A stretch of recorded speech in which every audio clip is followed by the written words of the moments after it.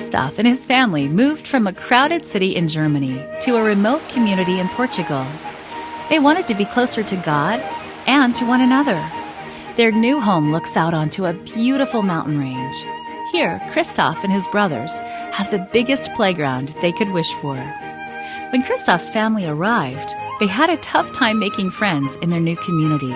They didn't know the language, and it was awkward relating to people from a completely different culture.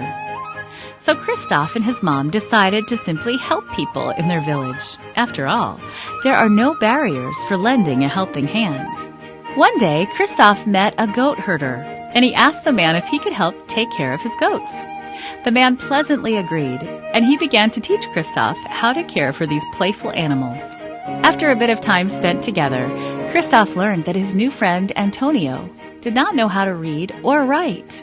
So Christoph offered to read stories to his new friend on his next visit. Christoph was eager to share the beautiful messages he had learned in the Bible, so he brought his favorite book with him. As he read, Antonio listened attentively. He was happy to have someone read to him, and these were special messages from the Word of God. On one occasion, Antonio told Christoph that he believes there is a God in heaven. Antonio also shared that years ago, his grandma believed in the Sabbath as God's day for rest and worship.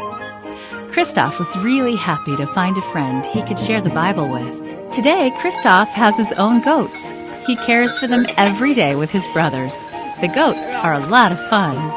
Christoph and his family thank God for the wonderful blessings He gives each one of us.